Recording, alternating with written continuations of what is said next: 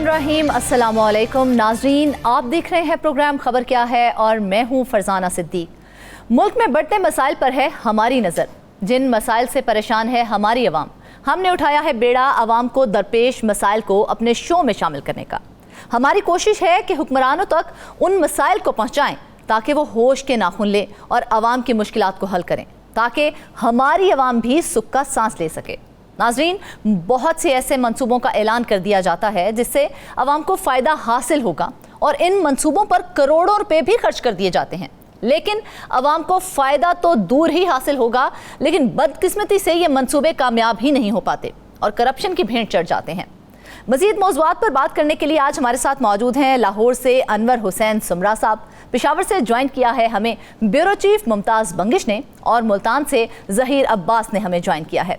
नाज़रीन, आज हम बात करेंगे पब्लिक ट्रांसपोर्ट पर। सूबा पंजाब में कई दहाइयों से आवाम को आरामदेह, महफूज और सस्ती सफरी सहूलियात फराहम नहीं की जा सकी हैं। पंजाब के बेशतर छोटे बड़े शहरों में आवाम मोटरसाइकिल रिक्शे पर सफ़र करती हमें दिखाई देती है।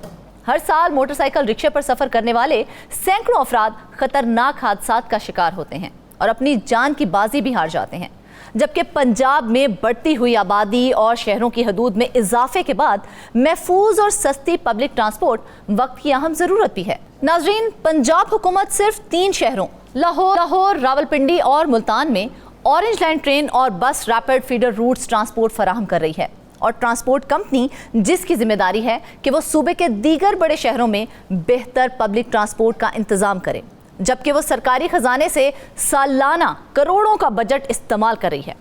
सवाल तो ये है कि जब आवाम को बेहतर सफरी सहूलियात मुयस्सर ही नहीं हैं, तो सरकारी खजाने से सालाना लिए जाने वाले करोड़ों रुपए आखिर कहाँ जा रहे हैं?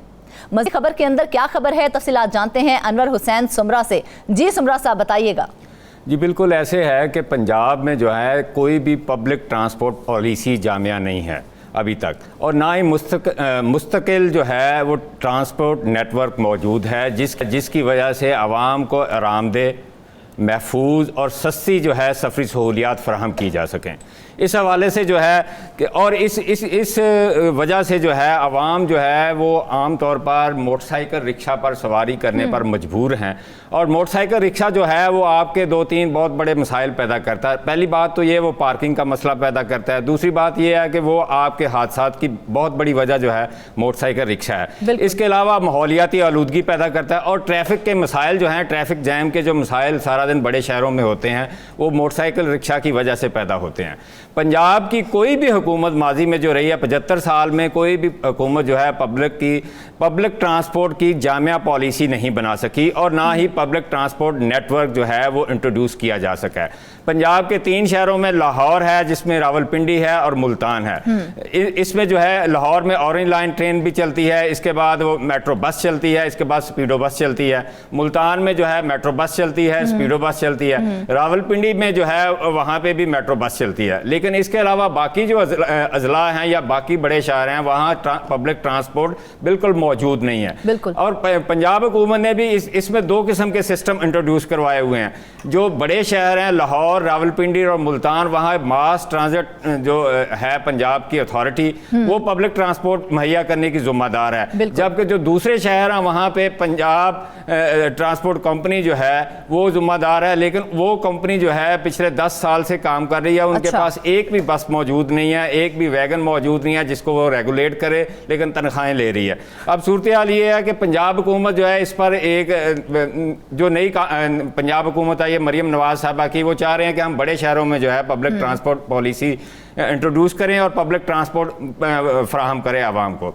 लेकिन इसके लिए चाहिए तो ये था कि पहले पंजाब हुकूमत इसका मुकम्मल सर्वे करवाती। 2016 में एक सर्वे हुआ था, उसके मुताबिक लाहौर में जो है 1575 बसें जो हैं वो चाहिए थी। इसके अलावा जो है ट्रेन जो है, ट्रेन के 2 रूट्स और चाहिए थे। ऑरेंज लाइन ट्रेन तो काम कर रही है, इसके अलावा पर्पल लाइन ट्रेन का था और ब्लू लाइन ट्रेन जो है, अगर क्योंकि पंजाब में सबसे ज़्यादा आबादी लाहौर की है, तकरीबन 1 करोड़ 30 लाख लोग यहाँ पर रहते हैं, और उन 1 करोड़ 30 लाख लोगों में सिर्फ तकरीबन 4 लाख लोगों को ट्रैवल ट्रिप्स डेली की बुनियाद पर जो है वो पब्लिक ट्रांसपोर्ट जो है मुहैया कर रही है। अच्छा। बाकी सारे लोग जो हैं या वो मोटरसाइकिल रिक्शा पे सफ़र करते हैं या वो उनके पास अपनी सवारी है। अब अंदाज़ा कर लें कि जो मोटरसाइकिल रिक्शा है वो तो ना महफूज सफ़र है उसमें, ना ही वो सस्ता है, और दूसरी उसके अलावा ये है वो आरामदेह भी नहीं है। बिल्कुल ऐसे उस पे सफ़र करने वाला जो है वो अब बड़ी मुश्किल से अपनी जान बचा के रात को घर पहुंचता है। अब पंजाब हुकूमत चाहती है कि हम जो है मुख्तलिफ शहरों में नई बसें लेके आएँ। उसके लिए इन्होंने काम किया, इन्होंने कहा कि 630 बसें जो हैं मुख्तलिफ शहरों के लिए, जिनमें लाहौर के लिए 300 बसेज हैं। अच्छा। इसके लिए रावलपिंडी के लिए 80 बसेज का 78 बसेज का कहा गया है। ठीक। मुल्तान के लिए 100 बसेज का कहा गया है। इसके अलावा फैसलाबाद के लिए 110 बसेज का है। बहावलपुर के लिए 42 बसों के लिए काम किया जा रहा है। लेकिन इसके अलावा और भी शहर हैं। देखिए, अगर आप Jamia comprehensive public transport policy बनाते हैं तो तमाम शहरों की ज़रूरियात जो है, सफरी ज़रूरियात जो आवाम की है, उसको केटर फार किया जाएगा। पॉलिसी नहीं बना रहे, छोटे छोटे शहरों में या बड़े शहरों में पब्लिक ट्रांसपोर्ट दे रहे हैं, छोटे शहरों को फिर वही उनके रहमो करम पर छोड़ा जा रहा है मोटरसाइकिल रिक्शा पे। चाहिए तो ये था कि तमाम सूबे में जो है पब्लिक ट्रांसपोर्ट की एक कम्प्रीहेंसिव पॉलिसी बनाई जाए, तमाम अजला का जो है या शहरों का जो भी बड़े शहर हैं, डिविजनल हेडक्वार्टर तो कम अज़ कम उनका सर्वे करवाया जाता और देखा जाता वहाँ पे कितने रूट्स पर पब्लिक ट्रांसपोर्ट जो है मुहैया करना ज़रूरी है, और आने वाले वक्तों में कहाँ कहाँ डिमांड पैदा हो सकती है। आपको पता है कि शहर बड़े हो रहे हैं, आबादी बढ़ रही है, लोग गाँव से माइग्रेट करके शहरों में आ रहे हैं, शहरों की आबादी अपनी भी बढ़ रही है। वहाँ सबसे बड़ा जो मसला बड़े शहरों में है वो एक पब्लिक ट्रांसपोर्ट का है, दूसरा माहौलियाती आलूदगी का, और ये इंटरकनेक्टेड हैं। क्योंकि आप प्रॉपर पब्लिक ट्रांसपोर्ट पॉलिसी जो सेफ हो, जो माहौल दोस्त हो, जब फराहम नहीं करते तो मोटरसाइकिल रिक्शा जो है वो ज़्यादा चलता है। उससे माहौलियाती आलूदगी का एक सर्वे के मुताबिक 80% कंट्रीब्यूट जो है मोटरसाइकिल रिक्शा करता है। उससे भी आवाम के जो है सेहत के मसाइल जो हैं वो और बढ़ जाते हैं। तो अब ये चाह रहे हैं कि जी हम इन 5 शहरों में जो है 630 बसें नई ले आएँ। इसके लिए इन्होंने 2 मॉडल बनाए हैं। एक मॉडल ये है कि पंजाब हुकूमत ये बसें खुद खरीदे, इस पे 50 अरब रुपए की सरमायाकारी होगी। उसके बाद प्राइवेट ऑपरेटर्स को ये बसें दे दी जाएं और उनको कहा जाए कि वक्त के साथ जो है उनको ये बसें जो उनकी मलकियत में चली जाएंगी, ताकि वो अपनी मेंटेनेंस जो है वो बेहतर रख सकें।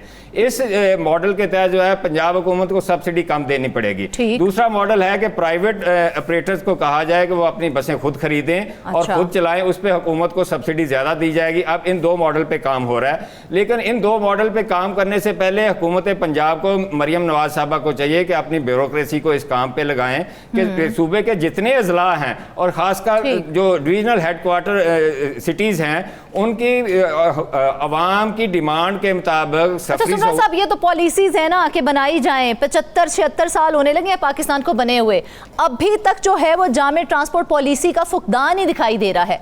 क्या कहेंगे आप इसको? ये गफलत है या फिर नाअहली है? क्या है ये कि अभी तक कोई पॉलिसी सामने नहीं आई? नहीं, ये बात, ये गफलत भी है, वीएन का फुकदान भी है और तरजीहात का फुकदान भी है। उसकी वजह मैं आपको बता देता हूँ। देखें, जब हम स्टूडेंट थे तो लाहौर में पढ़ते तो यहाँ वॉल्वो बसेस चलती थी। उसके बाद शहबाज शरीफ साहब जो है हुकूमत में आए तो उन्होंने लाहौर के लिए बसेस शुरू कर दी। ब्यूरोक्रेसी का स्टाइल होता है कि जहाँ वज़ीर आला या चीफ एग्जीक्यूटिव जो है उसकी ज़्यादा नज़र हो, वहाँ के लिए एक मनसूबा शुरू कर दो, बाकी जाए जहन्नम में।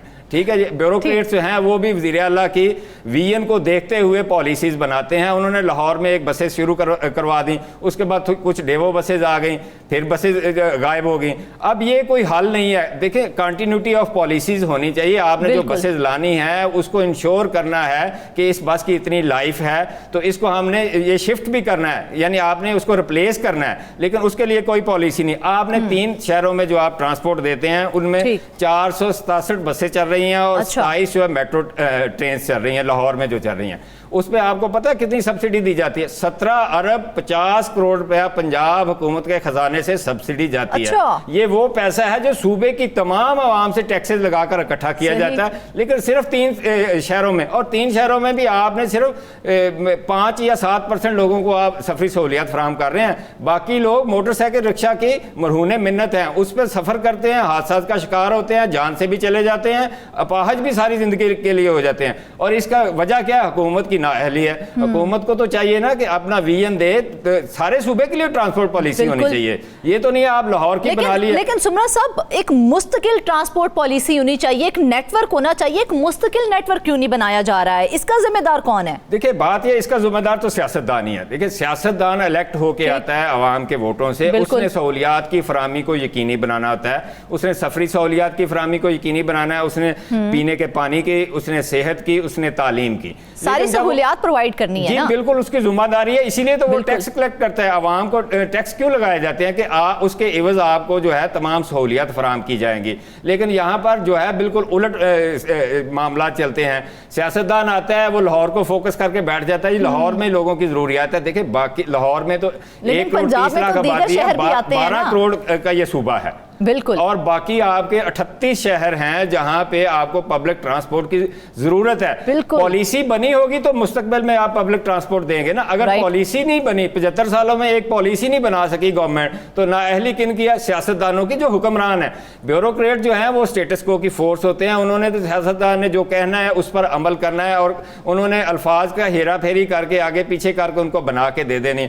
अब भी ये जो करने जा रहे हैं, इसमें हाइब्रिड डीजल बसें जो हैं वो 6 शहरों के लिए जा रही हैं, और लाहौर के लिए 27 बसें जो हैं इलेक्ट्रिक बसें लिए जा रही हैं। अच्छा, अब चाहिए तो यह दुनिया भर में देखें, टेक्नोलॉजी शिफ्ट हो गया, अब इलेक्ट्रिक बसेस पे लोग चले गए हैं। माहौलियाती आलूदगी बहुत बड़ा मसला है। हमारे यहाँ भी आपको पता है सर्दियों में इतना बड़ा एयर क्वालिटी इंडेक्स 350 450 पे चला जाता है, और लाहौर दुनिया का सबसे गंदा शहर भी बन जाता है। लेकिन आप उसको एड्रेस करने के लिए फिर कह रहे हाइब्रिड जो है डीजल बसें लाएंगे। भाई क्यों लाए हैं आप भी टेक्नोलॉजी, क्या वजह है? हम इलेक्ट्रिक बसेस की तरफ क्यों नहीं जा रहे हैं? ये देखें ना, ये हुक्मरानों को चाहिए ना कि वो कैलकुलेट करें कि आपकी बसेस जो हैं डीजल की जो मिशन होती है वो सबसे ज्यादा माहौलियाती आलूदगी पैदा करती है। बिल्कुल ऐसा ही है। आप अगर देखें दुनिया भर में स्टैंडर्ड ये होता है कि आपने आरामदेह, महफूज और सस्ती पब्लिक ट्रांसपोर्ट फ्राहम करनी है। बिल्कुल ऐसा ही है। अगर यहाँ पर भी वो लागू किया जाए तो इसका मतलब ये है कि आपको वो बसेस लानी चाहिए जो माहौल दोस्त हों, ठीक है।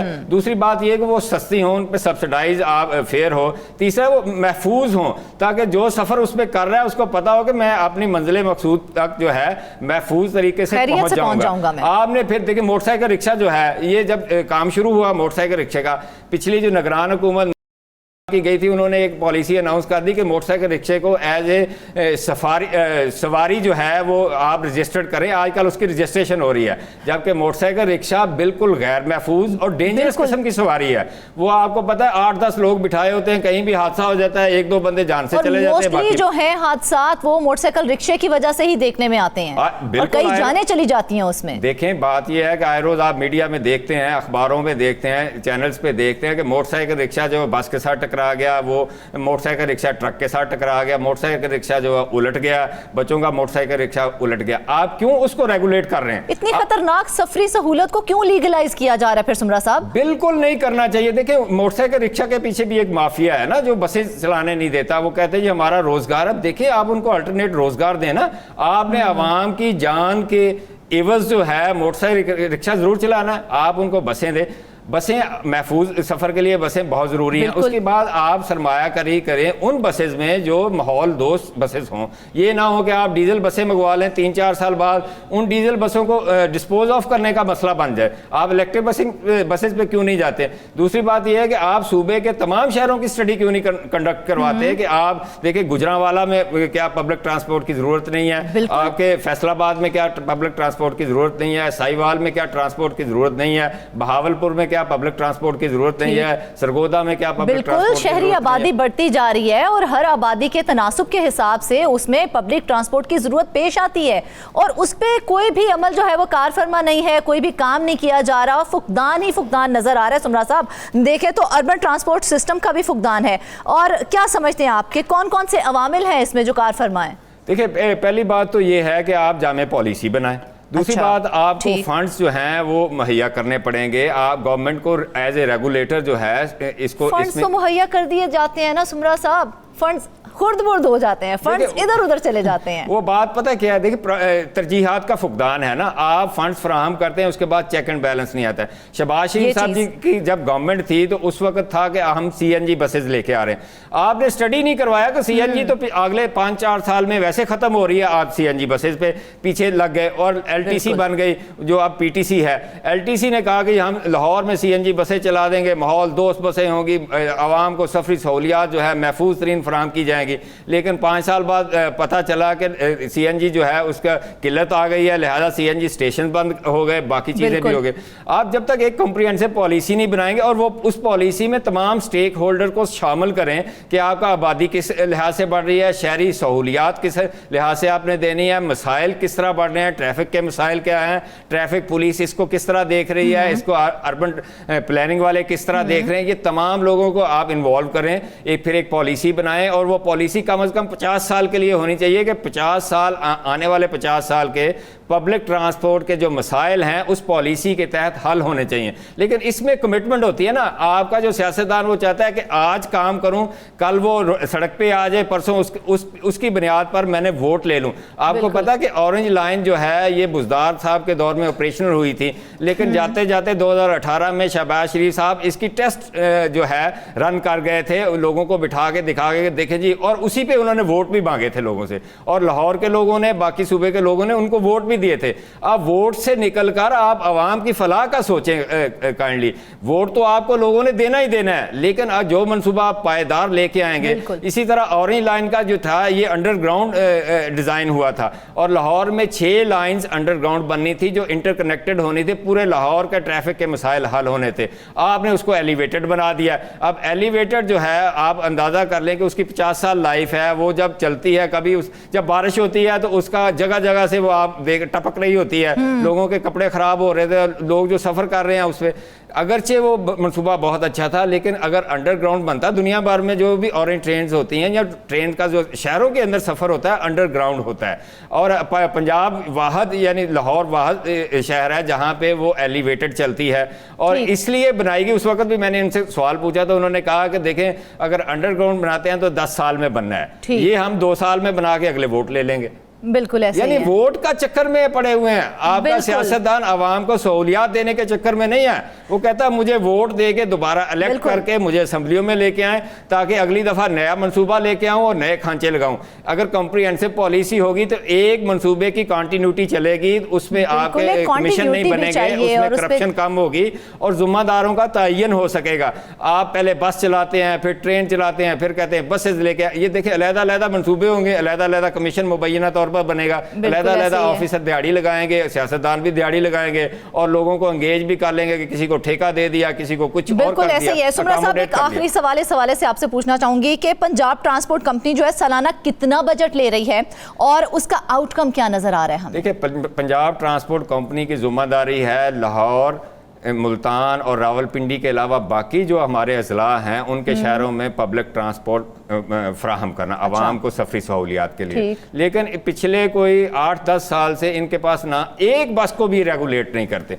एक वैन भी इनके लिए रेगुलेट नहीं करते, और ये इनका करोड़ों में बजट है और ये सारा दिन जो है मक्खियां मारते हैं वहां बैठे हुए ऑफिसर, और सेक्रेटरी ट्रांसपोर्ट कहता है जी बड़ा काम करें यार, इनको ही लगा दें, सर्वे करें और ये पॉलिसी बना कर दें। बिल्कुल। तो अगर ये बसें, अब ये कहा यह जा रहा है कि लाहौर में जो 27 बसें इलेक्ट्रिक आ रही हैं वो पंजाब ट्रांसपोर्ट कंपनी लेके आ रही है, वो इनको रेगुलेट करेगी। वो जब आएंगी तो देखा जाएगा ना। पहले तो आप बाकी जो देखें ना, हमारे 40 अजला हैं, उनमें से 4 अजला में 3 अजला में आपने पब्लिक ट्रांसपोर्ट दी हुई है, बाकी जो 37 अजला हैं उनका सर्वे कंडक्ट करवाएं, उनका देखें कि आने वाले दिनों में या आने वाले 50 सालों में क्या पब्लिक ट्रांसपोर्ट की डिमांड क्या है, और उसके हवाले से आप पॉलिसी बनाएं और उसकी फाइनेंसिंग को भी आप जो है टैग कर दें कि हर साल जो है पंजाब हुकूमत इतनी फाइनेंस करेगी, और प्राइवेट सेक्टर को अगर आपने इन्वॉल्व करना है तो उसको अट्रैक्टिव पैकेज दें और उनको कहें कि ये स्टैंडर्ड होगा। ठीक, बिल्कुल ऐसा ही है। नाजरीन, एप्रिसिएशन जो है वो सिर्फ मंसूबे स्टार्ट नहीं मिलती, उनको चेक एंड बैलेंस भी देना पड़ता है, चेक एंड बैलेंस रखना पड़ता है कि आखिर वो कितना काम कर रहे हैं और कितनी सहूलत फराहम कर रहे हैं। इस हवाले से हुकाम बाला को ज़रूर इस पर नज़रसानी करनी चाहिए। वापस आएंगे एक ब्रेक के बाद।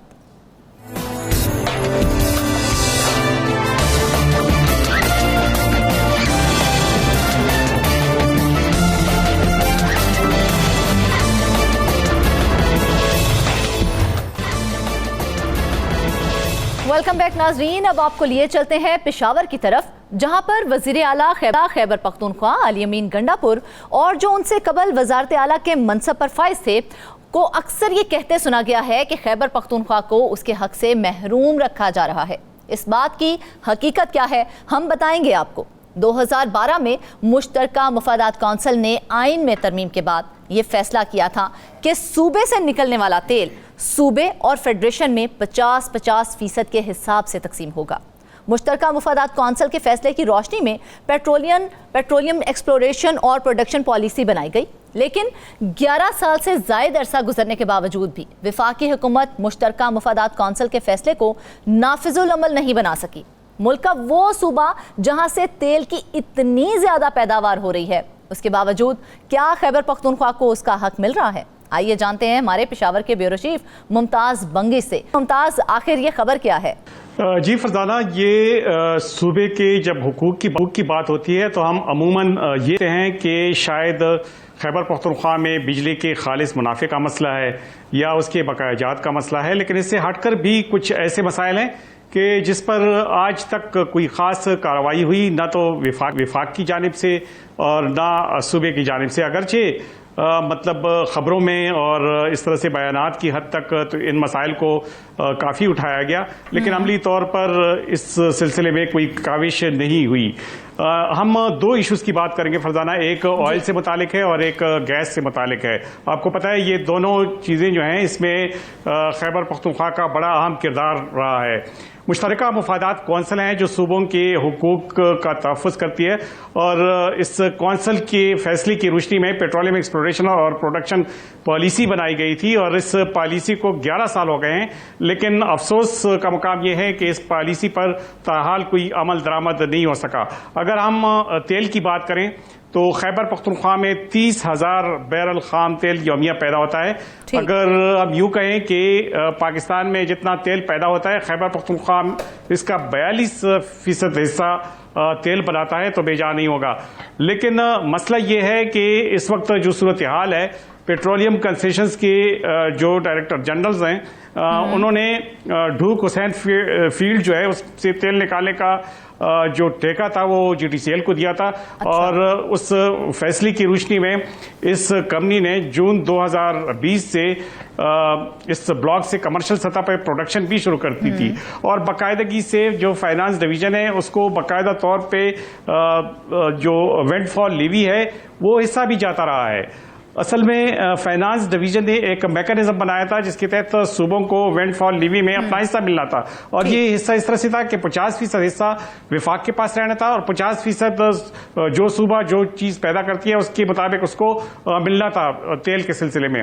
लेकिन खैबर पख्तूनख्वा हुकूमत ने अगरचे इस फाइनेंस डिवीजन के इस मैकेनिज्म को तस्लीम किया था, लेकिन अभी तक जो उसका हिस्सा है वो तो दरकिनार, जो प्रोडक्शन का की डेटा जो है वो भी खैबर पख्तूनख्वा हुकूमत के साथ शेयर नहीं की गई। अगर हम जो खैबर पख्तूनख्वा में जो ब्लॉक्स है, कोहाट एक बड़ा ब्लॉक है, OGTCL इसे चला रहा है जहाँ से तेल पैदा हो रहा है तो फील्ड से, तो इस तेल की वेंटफॉल लीवी फाइनेंस डिवीजन के पास जा रही है। चाहिए तो ये था कि अब तक 50% हिस्सा खैबर पख्तूनख्वा हुकूमत को दिया जाता, लेकिन ताहाल उससे एक पाई भी नहीं मिल सकी। अच्छा। इसी तरह एक और ब्लॉक है जिसे टल ब्लॉक कहा जाता है, ये एक निजी कंपनी OGTCL और एक और 2-3 कंपनियां हैं वो उसे चला रही हैं, लेकिन इस ब्लॉक से खैबर पख्तूनख्वा को एक मुआहदे के तहत महरूम किया गया है और वो मुआहदा किया था कि पेट्रोलियम कंसेशन के DG के दफ्तर में एक प्रोविंशियल डायरेक्टर होता है जो सूबे के जो मामलात होते हैं, प्रोविंशियल डायरेक्टर जो है उसका दिफा करता है, उससे मुशावरत की जाती है और उससे एतमाद भी लिया जाता है। लेकिन जब ये मुआहदा तय हो रहा था ये टल ब्लॉक के सिलसिले में, तो उस वक्त जो पेट्रोलियम कंसेशन की DG का दफ्तर है उस पर प्रोविंशियल डायरेक्टर को भी एतमाद में नहीं लिया गया। यूं खैबर पख्तूनख्वा को इस मुआहदे की मुशावरत से भी महरूम किया गया। खैबर पख्तूनख्वा इस मामले को मुश्तरका मुफादात कौंसिल में ले गई। मुश्तरका मुफादात कौंसिल में ये कहा गया कि वाकई ये तो ज्यादती है, तो उन्होंने फैसला किया कि खैबर पख्तूनख्वा हुकूमत का मौक़िफ़ दुरुस्त है। 2017 में पेट्रोलियम डिवीजन ने एक इलामिया भी जारी किया, ताहम जो टल जॉइंट वेंचर है उसके पार्टनर्स इसके खिलाफ इस्लामाबाद हाई कोर्ट चले गए। इस्लामाबाद हाई कोर्ट में कई साल से ये केस चलता रहा, पिछले दिनों ये फैसला हुआ कि इस मामले को एक बार फिर मुश्तरका मफादात कौंसिल के पास ले जाए, क्योंकि उसी का दायरा अख्तियार है। वो जो फैसला करेगा उसके मुताबिक ही खैबर पख्तूनख्वा को एतमाद में लेकर उसका फैसला किया जाएगा। अच्छा। लेकिन नामालूम वजूहात की बिना पर यह मामला भी लटका हुआ है। तो एक जानिब कोहाट ब्लॉक है, दूसरी जानिब टल ब्लॉक है, और तीसरी जानिब जो डोक हुसैन वो है जो फील्ड है, उसमें भी खैबर पख्तूनख्वा को महरूम रखा जा रहा है। फरजाना, ये सिर्फ तेल की बात नहीं है, ऑयल की भी अगर हम बात कर लें तो आईन की शिक 161 के तहत जो उस पर फेडरल एक्साइज ड्यूटी वसूल की जाती है, वफाक ये ड्यूटी अमूमन वसूल करता है। तो फाइनेंस एक्ट जो 2010 है उसके तहत ये फैसला किया गया था कि कुदरती गैस पर जो फेडरल एक्साइज ड्यूटी की शरह है वो 10 रुपए फी MMBTU के हिसाब से खैबर पख्तूनख्वा को दिया जाएगा। अच्छा। उस वक्त जो federal excise duty industrial gas का जो टैरिफ था वो 2.6% बन रहा था, और उस वक्त इंडस्ट्रियल गैस टैरिफ 382 रुपए फी MMBTU मुकर्रर था। अब इंडस्ट्रियल टैरिफ की शरह जो है वो 2150 रुपए फी MMBTU है, और यूं इस हिसाब से ये शरह जो है 10% की बजाय 10 रुपए की बजाय 56 रुपए फी MMBTU होना चाहिए था। लेकिन अब खैबर पख्तूनख्वा इस वक्त 430 MMCF कुदरती गैस जो है वो पैदा कर रहा है। सुबह की अपनी जरूरत जो है वो 200 MMCF डी है, और जो मुल्क की जो कुल गैस की पैदावार है खैबर पख्तूनख्वा में 42% उस गैस का पैदा हो रहा है। खैबर पख्तूनख्वा में ने 2016 में और फिर 2020 में 2 समझियाँ भेजी, और उसमें विफाक से ये कहा गया कि जो सूबे का जो फेडरल एक्साइज ड्यूटी में जो हिस्सा बन रहा है उसे बढ़ा दिया जाए, क्योंकि महंगाई बढ़ गई है। उस मुनासिबत से जो शरह है, जो टैरिफ है वो भी बढ़ गया है, तो उस मुनासिबत से ये हिस्सा भी बढ़ाया जाए। उसके साथ सिंध ने और बलूचिस्तान ने भी इत्तेफाक किया। बलूचिस्तान पंजाब की जो हुकूमत है वो भी उससे मुत्तफिक हो गई, लेकिन उसमें उन्होंने मामूली तरमीम कर दी। लेकिन हैरतकुन अमर तो यह है कि उस वक्त जो पेट्रोलियम डिवीजन ने इसकी ये कहकर मुखालफत की कि नहीं, इससे जो आम कंज्यूमर है वो मुतासिर होगा, और फिर इसके बरक्स पेट्रोलियम डिवीजन ने यह फैसला किया अभी हाल ही में कि जो 60 रुपए फी लीटर के हिसाब से पेट्रोलियम लेवी है वो लगा दी गई है। अगर पेट्रोलियम लेवी वो विफाक लगा रहा है तो फिर जो खैबर पख्तूनख्वा को इस फेडरल एक्साइज ड्यूटी में इजाफे से क्यों महरूम किया जा रहा है? अच्छा। अब मसला ये है कि खैबर पख्तूनख्वा के तमाम वसाइल जो हैं उसका इन्हिसार वो मतलब जो बजट है उसका इन्हिसार इन तमाम वसाइल पर है। अगर ये वसाइल उनको नहीं मिलते तो जाहिर है जो बजट जो सरप्लस बजट वो शो करते हैं वो तो फिर बजट है ही नहीं, चूंकि ये खैबर पख्तूनख्वा ही की पैदावार है। सबसे अहम सवाल इसमें ये बनता है कि जो तेल की आमदन से मुतालिक पॉलिसी बनाई थी इसको 11 साल बीत गए हैं। 11 साल बीतने के बाद भी अभी तक इसको नाफिज क्यों नहीं किया गया? असल में मसला ये है कि मुश्तरका मफादात कौंसिल में भी बात पहुंचती है, फिर जो है वफाक के साथ भी ये मामला उठा दिया जाता है। मुख्तलिफ जो इसकी कंसर्न डिवीजन है उनकी जानिब से नोटिफिकेशन भी हो जाती है, लेकिन एक मामले में तो अदालत का सहारा लिया गया, इतने साल ज़ाया की गए, मामला फिर मुश्तरका मफादात कौंसिल के पास भेजा गया। जो दूसरे जो मामलात है, जो गैस की बात मैं कर रहा हूँ, जो कोहाट ब्लॉक है और जो दूसरे हैं ये डॉक हुसैन जो ब्लॉक है, जी बिल्कुल, उसकी जो वो है वो बगैर किसी वजह के उससे सूबे को इससे महरूम किया जा रहा है। हालांकि मुश्तरका मफादात कौंसिल में ये बात हुई है, बाकायदा तौर पर इसके साथ रुकावट कहाँ आ रही है मुमताज? रुकावट कहाँ आ रही है? केपी हुकूमत ने तो बार बार ये मामला उठाया था, उसके बावजूद फिर उसके हिस्से की अदायगी में कहाँ रुकावट आ रही है? फरजाना, इसमें मसला यह है कि पे दर पे जब हुकूमतें बदलती हैं और सूबे में एक हुकूमत होती है, विफाक पे दूसरी हुकूमत आती है, तो फिर तो मसला ज्यादा ही गंभीर हो जाता है। लेकिन ऐसी हुकूमतें भी आई हैं कि खैबर पख्तूनख्वा में जब PTI की हुकूमत थी तो मरकज में भी यही हुकूमत है, लेकिन उस वक्त भी ये मसला हल नहीं हुआ। उसके बाद जब हुकूमत हटाई गई तो यहाँ पे निगरान दो वज़राए आला गुजरे, उन्होंने भी मसले को जो उस वक्त की हुकूमत थी PDM की हुकूमत थी उसके साथ उठाया, लेकिन उन्होंने भी उनके कान पर भी कोई जून तक नहीं रेंगी। उसके बाद फिर मौजूदा जो हुकूमत है इन्होंने भी काफी काफ़ी मरासले भेजे, लेकिन उसमें भी ताहाल किसी किस्म की कार्रवाई नहीं हुई। तो एक एहसास महरूमी पाया जाता है खैबर पख्तूनख्वा में। न सिर्फ अब ये आम लोग जो हैं उन तक ये बात, शायद वो तो ये समझ रहे होंगे कि बिजली का खालिस मुनाफा है, ये सालों साल से चला आ रहा है और जो काजी फार्मूला है उसके तहत उन्हीं का, लेकिन ये उससे बिल्कुल हटकर है। इसी मामले के हवाले से हमने मुशीर खजाना खैबर पख्तूनख्वा मुजम्मिल असलम से भी उनकी राय जानने की कोशिश की है। हमारे नुमाइंदे ने उनसे बात की है, उनका इस हवाले से क्या कहना था, आइए आपको दिखाते हैं। केपी इस मुल्क का 38% LPG पैदा करता है, 38%। उस पे हमें कोई FED दे ही नहीं रहे। हम कह रहे हैं इस पे FED अब क्यों नहीं दे रहे, बस ज़ीरो की हुई है, देते ही नहीं है। बोल बोल के थक गए हैं, लेकिन उस पर कोई कान में जू नहीं रेंग रही। जब आप गैस पे FED देते हैं तो फिर तेल पे भी दें ना, जो आप ज़मीन से तेल निकल रहा है आपका, तेल पे FED नहीं दे रहे अभी तक, क्योंकि इसमें सिंध और KP को जाएगा तो पंजाब उसमें अपोजिशन करता रहता है। अब सिर्फ इस साल पेट्रोलियम लेवी की मद में हुकूमत 900 अरब रुपए कमाने जा रही है।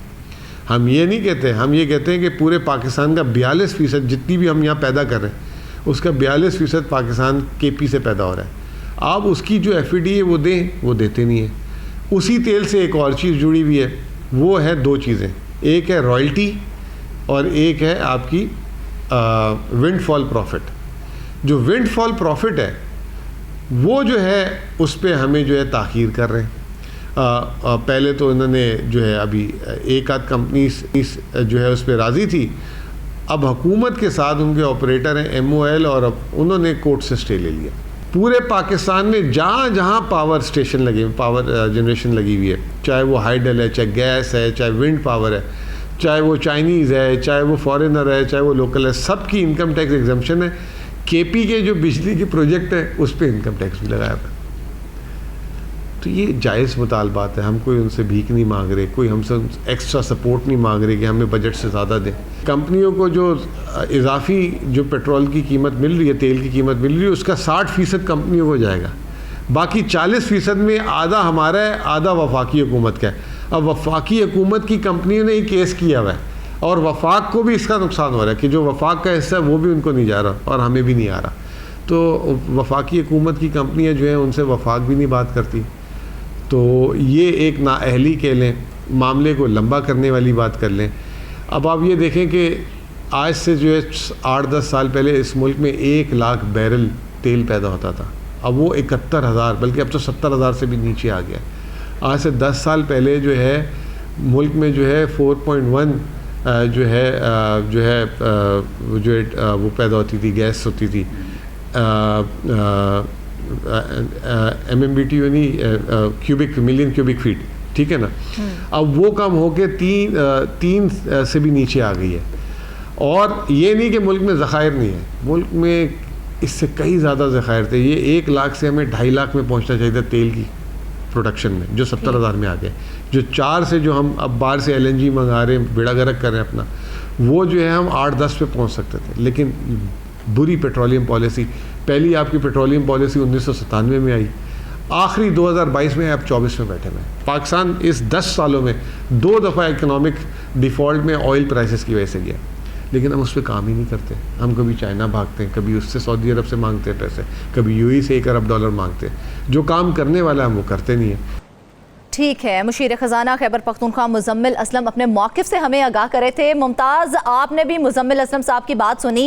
उनका ये कहना था कि जब भी कोई पॉलिसी इख्तियार की जाती है या बनाने की कोशिश की जाती है, उसे अप्लाई करने का के जो है वो इंतज़ाम किए जाते हैं तो कोर्ट स्टे आ जाता है। क्या कहेंगे आप इस हवाले से? जी बिल्कुल, ये दरअसल मुजम्मिल असलम साहब एक वो जो उसका हवाला दे रहे थे उसमें वो भी थोड़ी देर पहले मैंने वो बात भी की है कि इस्लामाबाद हाई कोर्ट गए थे, वो जो जॉइंट वेंचर है जो टनल ब्लॉक के सिलसिले में है, और इस सिलसिले में ये कई साल तक ये केस चलता रहा। और पिछले दिनों इसमें उसको ये कहा गया कि वो जो कंसर्न जो रिस्पोंडेंट्स हैं वो जाएं और जो मुश्तरका मफादात कौंसिल है उसमें दोबारा इस केस को डिस्कस कर लें और वो जिस तरह से फैसला करेंगे वही होगा। लेकिन जिस तरह वो मशीर साहब फरमा रहे थे, इसका नुकसान जो है वो सूबे को सिर्फ नहीं है, इसका नुकसान वफाकी हुकूमत को भी हो रहा है। इतने अरसा जब ये केस चलता रहा है तो जाहिर है उसका जो प्रॉफिट है वो तो नहीं मिल रहा। सूबे को तो पहले से नहीं मिल रहा, विफाक भी उससे महरूम हो रहा है। और दूसरी बात यह कि जब इस किस्म की लिटिगेशंस हों, इस किस्म की चीज़ें हों, इस किस्म की रुकावटें हों, तो कैसे फॉरेन इन्वेस्टर्स आएगा और यहाँ पे एक्सप्लोरेशन करेगा। और यहाँ जो ऑयल एंड गैस से मालामाल सूबा है, ये कई ऐसी जगह हैं कि जहाँ पे हमारी ऑयल एंड गैस बड़ी वाफर मकदार में मौजूद है, लेकिन इन चीज़ों की वजह से जो फॉरेन इन्वेस्टर्स है वो आ नहीं बात रहे की है हैं। कि LNG अभी भी बाहर से हम मंगवा रहे हैं, इतनी पैदावार होने के बावजूद भी। जी बिल्कुल, वो यही एक वजह है। वो कहते हैं कि जो मुल्क जो है वो डिफॉल्ट पे जा रहा था, उसकी एक वजह ये भी थी कि हम पेट्रोलियम की मद में इतने बड़े बड़े बिल दे रहे हैं, हालांकि हम अगर चाहें तो अपनी एक्सप्लोरेशन की मदद से इसको तरक्की दे सकते हैं, बल्कि इस पैदावार में इजाफा कर सकते हैं, लेकिन वो ऊपर जाने की बजाय नीचे आ रहा है। और इसकी बुनियादी वजह हमारी पेट्रोलियम की पॉलिसी है।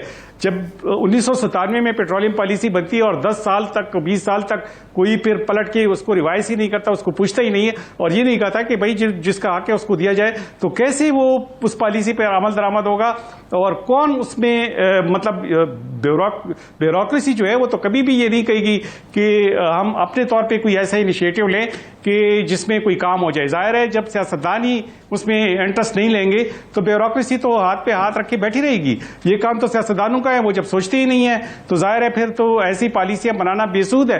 वो पॉलिसी अगर आप बनाएं भी उसको नाफिजुल अमल बना ही नहीं सकते। अच्छा मुमताज, एक बड़ा अहम सवाल ये है कि केपी हुकूमत जो है पाकिस्तान की तेल की कुल कितनी फीसद पैदावार जो है वो कर रहा है इस वक्त? जी बिल्कुल, 42% मुल्क में जितना तेल पैदा हो रहा है उसका 42% हिस्सा जो है वो खैबर पख्तूनख्वा में पैदा हो रहा है। इसका मतलब यह है कि वो मेजर शेयर जो है वो खैबर पख्तूनख्वा का है, बाकी जो हिस्सा है वो पूरे पाकिस्तान का है और सिर्फ जो 42% जो कुल हिस्सा है कुल मुल्क की पैदावार का तेल का वो खैबर पख्तूनख्वा में पैदा हो रहा है। और ये भी जो माहिरीन है वो कहते हैं कि ये हिस्सा जो है इसको इवन दुगना किया जा सकता है, लेकिन अगर एक्सप्लोरेशन के लिए इन्वेस्टर्स आए, यहाँ इस पे काम हो, जो पेट्रोलियम पॉलिसी है वो इतनी मुअस्सर बनाए कि हर किसी को अपनी तरफ अट्रैक्ट कर ले, तो इस पैदावार को मजीद बढ़ाया जा सकता है। लेकिन हमारी ये बदकिस्मती है कि हम इन मामलात पे सोचते नहीं हैं और फिर हमारी बदकिस्मती है कि हम अभी तक कोई ऐसी जामे पे नहीं बना सके हैं जिसे नाफिजुल अमल किया जा सके। नाजरीन, तेल का मसला बहुत अहम है और इसको हुकूमत को सोचना चाहिए कि इस मसले को किस तरह से हल किया जाए। वापस आएंगे एक ब्रेक के बाद।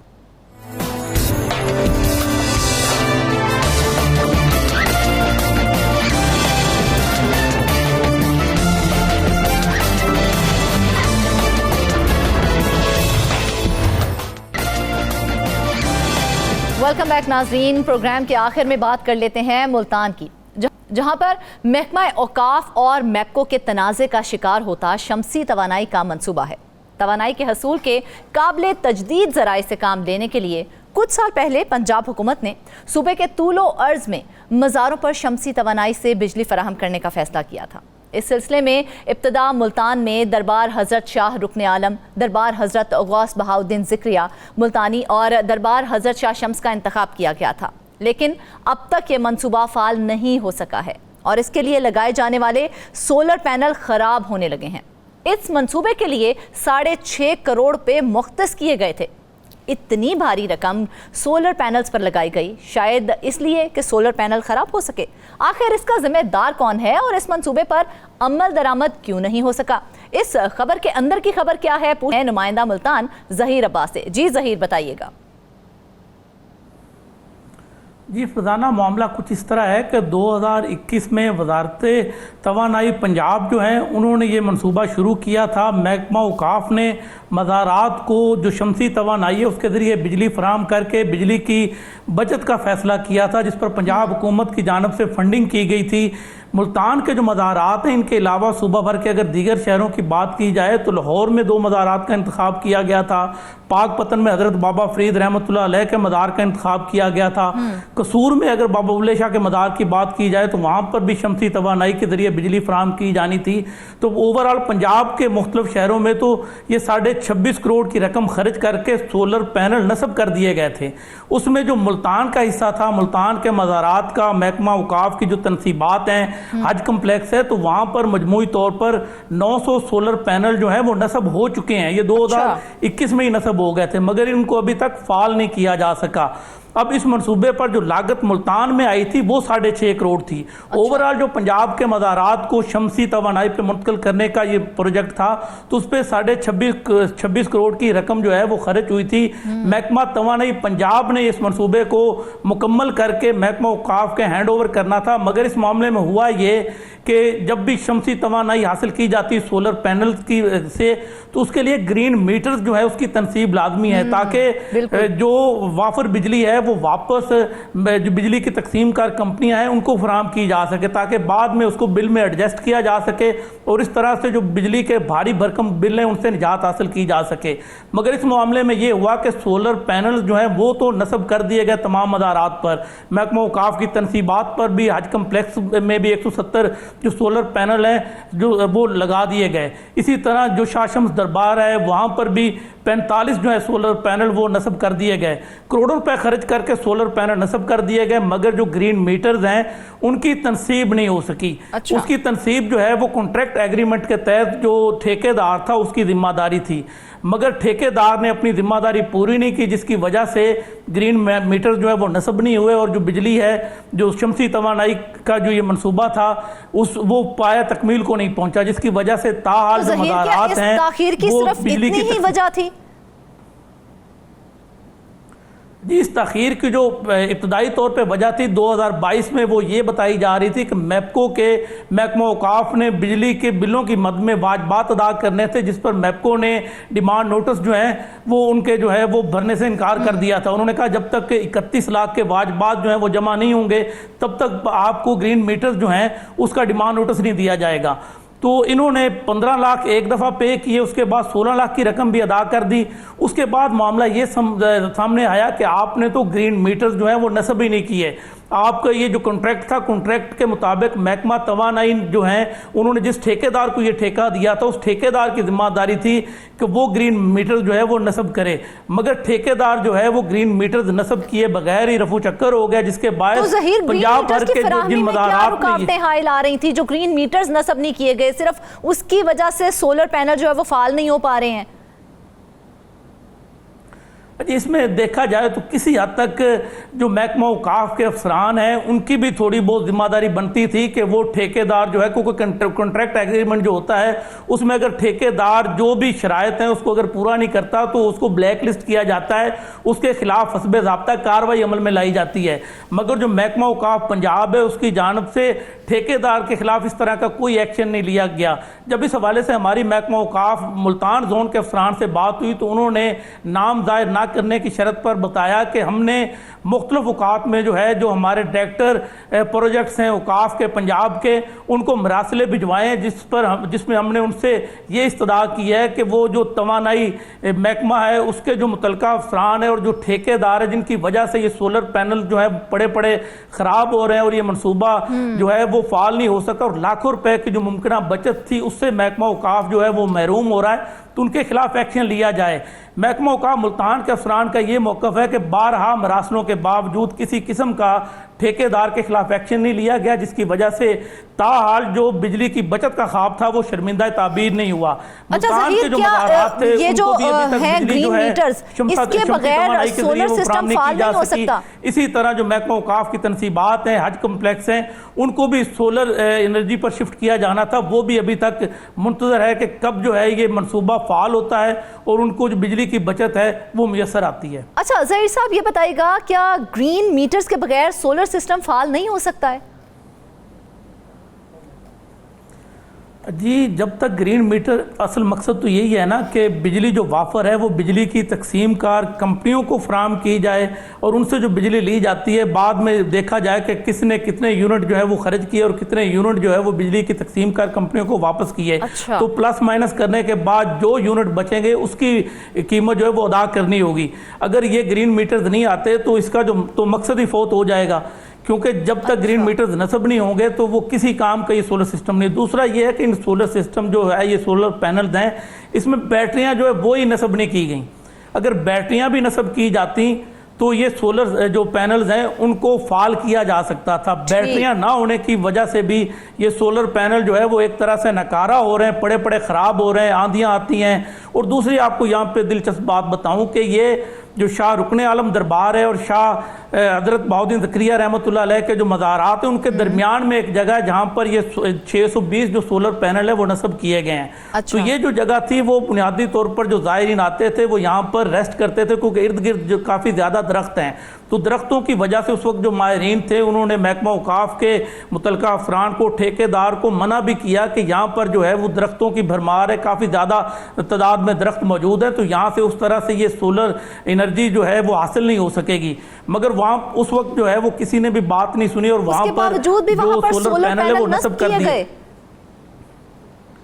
जी, उसके बावजूद सोलर पैनल वहाँ पर नस्ब किए गए। अब जो भी ज़ायरीन आते हैं तो वो उन दरख्तों की छाँव में बैठ जाते थे। अब उनको वो बैठने के लिए जगह मैसर नहीं आती, क्योंकि शाह रुकन आलम दरबार का जो मरकज़ी दरवाज़ा है उसके सामने एक खाली ग्राउंड है जिसमें ये सोलर पैनल नस्ब किए गए हैं। तो अब ज़ायरीन क्या करते हैं, जब भी किसी ने कोई लंगर तकसीम करना होता है हज़रत शाह रुकन आलम रहमतुल्लाह अलैह के दरबार पर आके, तो वो वहाँ पर सड़क पर खड़े होने पर मजबूर हो जाते हैं और वहाँ पर जो छोटे मोटे पौधे हैं उनके साए तले बैठ कर जो है ज़ायरीन वो अपना गर्मी से निजात हासिल करने का एक बहाना ढूंढते हैं। तो ये कुछ टेक्निकल जो फॉल्ट थे वो भी थे, लेकिन उसके बावजूद जो महकमा तवानाई के ठेकेदार थे उसने अपनी मनमानी की और जो तजावीज़ दी गई महकमा औकाफ के कुछ अफसरान की जानब से, जो ज़ायरीन थे और जो यहाँ वहाँ के मुकामी जो बासर लोग थे उनकी तरफ से जो तजवीज़ दी गई उसको भी ठेकेदार ने मुस्तरद कर दिया था।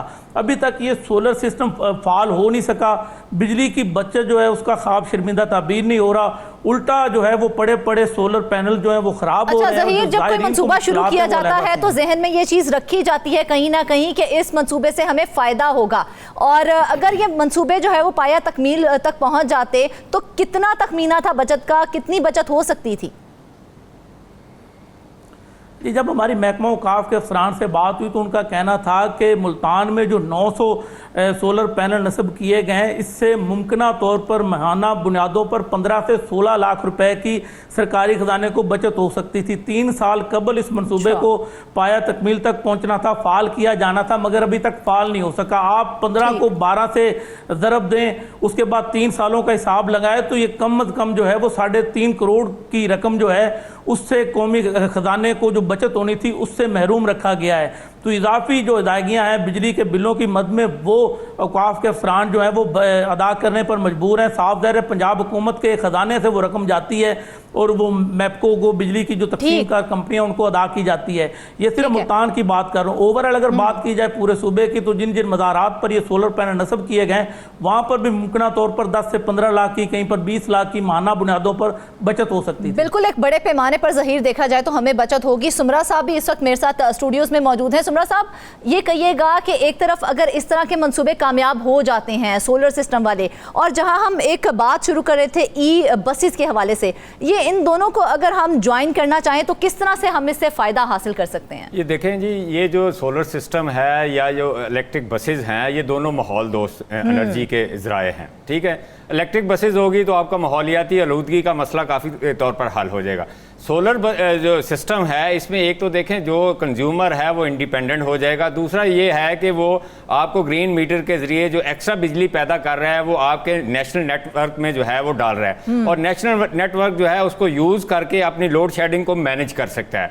लाहौर की थोड़े दिन पहले मेरी बात हुई लेस्को हुकाम से, तो उनका कहना ये था कि लाहौर में जो है जैसे ही सूरज निकलता है उसके बाद जो है सूरज गरूब होने तक तकरीबन 500 से 600 मेगावाट जो है लेस्को रीजन में ये सोलर सिस्टम से बिजली आती है। अच्छा। और हमारी डिमांड जो है वो मैनेज हो जाती है। इससे दो फायदे होंगे, एक तो उस सार्फ को फायदा होगा इंडिविजुअली, दूसरा फायदा जो है उन तकसीम कार कंपनीज को होगा कि उनका जो सप्लाई और डिमांड के दरमियान गैप है वो कम हो के आप लोड शेडिंग पे काबू पा सकते हैं। लेकिन असल इशू ये है कि आपने देखा होगा कि पिछले दिनों खबरें चल रही थी कि सोलर सिस्टम पर भी पर वाट के हिसाब से टैक्सेस लगा दिए जाए, तो वो उन टैक्सेस की वजह से इस वक्त सोलर सिस्टम लगाने का जो अमल है डिस्करेज हो रहा है बहुत ज़्यादा, क्योंकि आम कंज्यूमर को अभी भी कंफ्यूजन में रखा जा रहा है। हुकूमत की तरफ से कोई वाज़ेह पॉलिसी नहीं दी गई, ना कोई बयान आया है। और ये कहा यह जा रहा है कि ये जो बजट आ रहा है 7 या 8 जून को अनाउंस किया जा रहा है, उसमें शायद ये टैक्सेस जो हैं लगा दिए जाएं।